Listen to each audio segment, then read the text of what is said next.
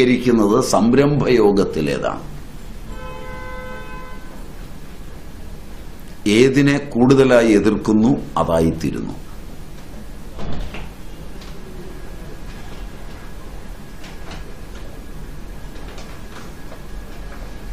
എന്തിനെയാണ് നിങ്ങൾ ഏറ്റവും ശക്തമായി എതിർക്കുന്നത്?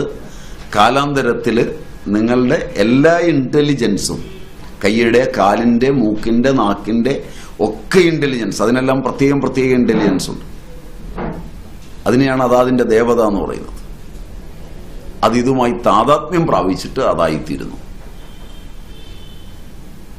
ഇതിന്റെ അടിസ്ഥാനത്തിൽ ഒരു മനുഷ്യന് കാണുന്ന ദൃശ്യങ്ങളെ ആസ്പദമാക്കി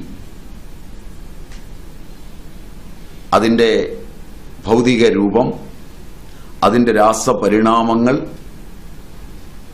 അതിന്റെ ഉറവിടം, അത് രൂപപ്പെട്ടിരിക്കുന്ന ഭൂതതന്മാത്രകളുടെ, അവരുപയോഗിച്ച സാങ്കേതിക ശബ്ദം പാരമണ്ഡലികളുടെ, ഒരു വസ്തുവിനെ വിഭജിക്കുമ്പോൾ അത് പൂഞ്ചികകളായി, അണുക്കളായി, ദ്വണുക്കളായി, ത്രസരേണുക്കളായി, അവയെ വീണ്ടും വിഭജിച്ചു വരുമ്പോൾ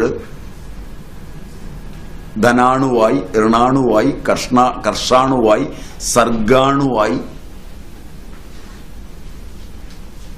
ഒക്കെ വിഭജന പ്രക്രിയയാണ്. ഇവിടെയുണ്ട് സീറ്റ്, ഫ്രണ്ടിലുണ്ട്.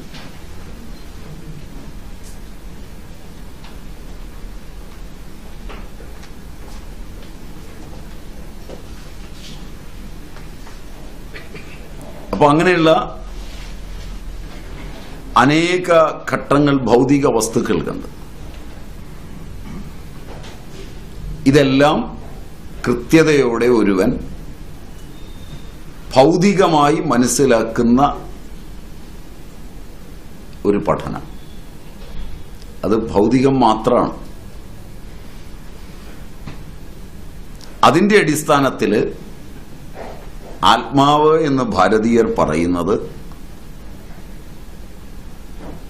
അവൻ കാണുകയും കേൾക്കുകയും തൊട്ടറിയുകയും ചെയ്യുന്ന അവന്റെ വാക്കും മനസ്സും ഇണചേർന്നുണ്ടാകുന്ന പ്രപഞ്ചത്തെയാണ്. അതിനെ രണ്ടാമത്തെ ആത്മാവെന്നാണ് പറയുക. ഭാരതീയ ദർശനങ്ങൾ നിങ്ങൾ എടുത്തു പഠിച്ചാൽ 1000 വർഷം ഒരാൾക്ക് പഠിക്കാൻ അത്ര ആയുസില്ല. അത്രയേറെ ഇതിനെക്കുറിച്ചുള്ള പഠനങ്ങളുണ്ട്.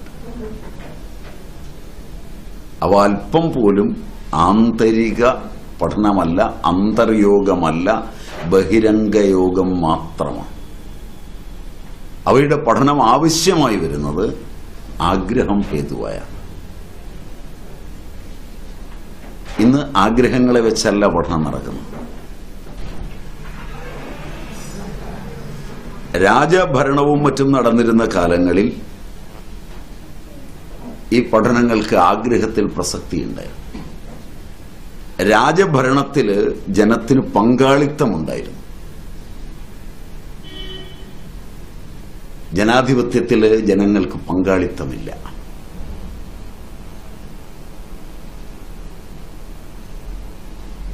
നിങ്ങളുടെ വീട്ടിൽ നിങ്ങളുടെ കുട്ടികൾക്ക് നിങ്ങളുടെ വീടിന്റെ കാര്യങ്ങളിൽ പങ്കാളിത്തം വരുന്നത് അവന്റെ ആവശ്യമായ ഫീസ്, അവനുള്ള കുട വടിയൊക്കെ നേരിട്ട് അവൻ അച്ഛനിൽ നിന്ന് വാങ്ങുകയും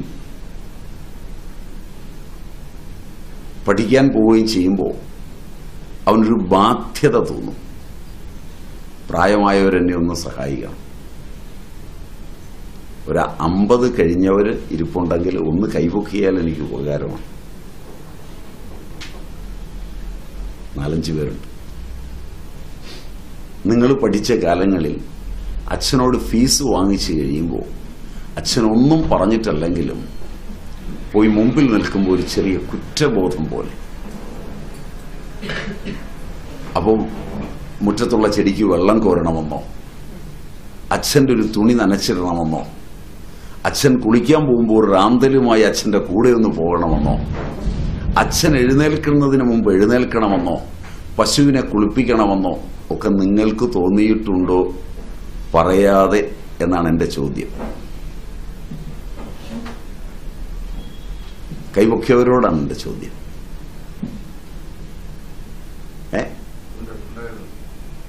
അത് നിങ്ങളെ ആരും പഠിപ്പിച്ചതല്ല. കാരണം കുടുംബം എന്നതിൽ ഉത്തരദായിത്വം നിങ്ങൾക്ക് കൂടിയുണ്ടെന്ന് ആ പണം വഴി ഉണ്ടായ ഒരു ഇർണമാണത്, ഒരു കടം.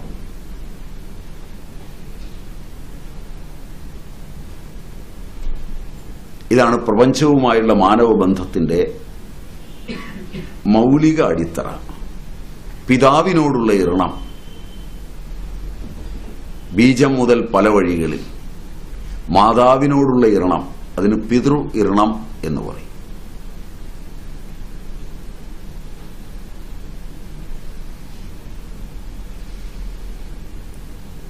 പഠിക്കാൻ ഒരാളുടെ അടുക്കൽ ചെല്ലുന്നു. പഠിക്കാൻ ചെന്നതുകൊണ്ടോ അയാൾ പഠിപ്പിച്ചതുകൊണ്ടോ പഠിക്കില്ല.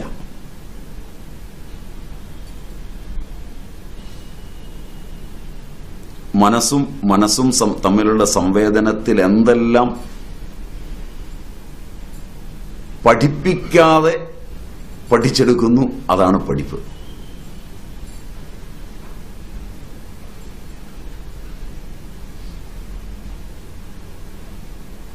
തന്റെ കോമൺ സെൻസ് വികസിച്ചിട്ട് പഠിപ്പിക്കുന്നയാളിന്റെ മനസ്സിലിരിപ്പ് മനസ്സിലാക്കി കാര്യങ്ങളെ ഗ്രഹിക്കാനുള്ള ഗ്രഹണശക്തിയിലേക്ക് വികസിക്കുന്നതിന് ഒരു നല്ല ബന്ധം അവിടെ ആവശ്യമാണ്. അവിടെ ഒരു ഇർണമുണ്ട്.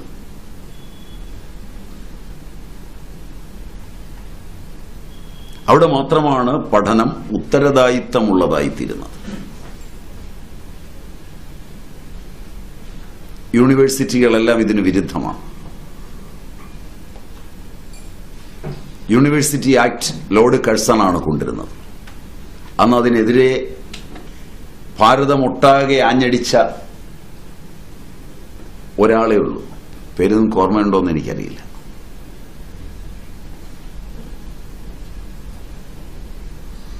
ട്രൈ ചെയ്ത് നോക്കാൻ വിരോധമില്ല. സിസ്റ്റർ നിവേദിത എന്നാണ് മഹതിയുടെ പേര്. കേട്ടിട്ടുണ്ടാവുമോ?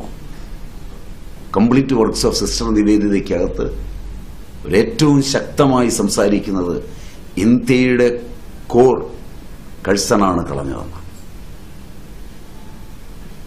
ഗുരുകുല സമ്പ്രദായങ്ങളെ എടുത്തു കളയുന്നത് ആദ്യമായി യൂണിവേഴ്സിറ്റി ആക്ട് കൊണ്ടുവന്ന് ലോർഡ് കഴ്സണാണ്. ഇന്ത്യയിൽ വിദ്യാഭ്യാസം ഇല്ലാത്തവരാരും ഉണ്ടായിരുന്നില്ല. ഒരു തെറ്റിദ്ധാരണയാണ് നിങ്ങൾക്കുള്ളത്, ഇന്ത്യ വിദ്യാഭ്യാസത്തിൽ പുറകിലായിരുന്നു എന്ന്. കാരണം വിദ്യാഭ്യാസം എന്നത് ഒരുവന്റെ സാമാന്യജ്ഞാനം വികസിക്കുന്നതും ജനറലായി അറിയേണ്ട മുഴുവൻ കാര്യങ്ങൾ അറിയേണ്ടതും, എന്നാൽ വിശേഷിച്ച് തന്റെ ജീവിതത്തിന് ആവശ്യമായ തൊഴിൽ കൃത്യമായി വേണ്ട സമയത്ത് വേണ്ടതുപോലെ പൂർണ്ണതയിൽ ചെയ്യാൻ അറിയുന്നതുമാണ് വിദ്യാഭ്യാസം.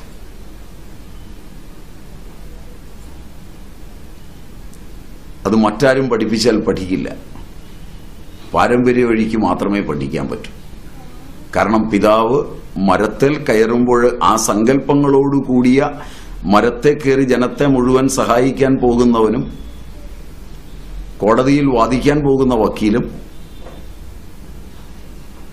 വ്യത്യസ്തനല്ല. കാരണം രണ്ടുപേരും സമാജത്തിന് അനിവാര്യമാണ്. ഒരാൾ മറ്റേ ആളിനേക്കാൾ മേലെയുമല്ല. ഈ കാഴ്ചപ്പാടിൽ ആവശ്യത്തെ അടിസ്ഥാനപ്പെടുത്തി അവനവന്റെ ജനിതകത്തിനനുസരിച്ച് പഠിക്കാൻ പറ്റുന്നത് പിതൃപൈതാമഹ സംപ്രാപ്തമായിട്ടാണ്. അപ്പോഴാണ് അതിന്റെ എല്ലാ ഗഹനതകളും പെട്ടെന്ന് മനസ്സിലാകുന്നത്. അങ്ങനെ പ്രപഞ്ചത്തിലെ എല്ലാത്തിനെക്കുറിച്ചും പഠിപ്പിക്കുന്ന ശാഖകൾ ഗുരുകുലങ്ങളിൽ പഠിപ്പിക്കാൻ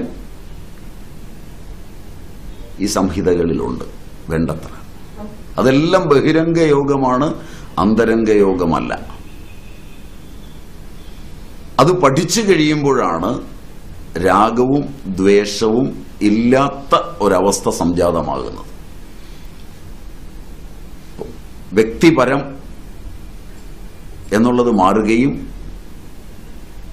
വിശിഷ്ടമാവുകയും പേഴ്സണൽ എന്നുള്ളത് മാറി ഇംപേഴ്സണൽ എന്നുള്ളതിലേക്ക് വികസിക്കുകയും ചെയ്യും.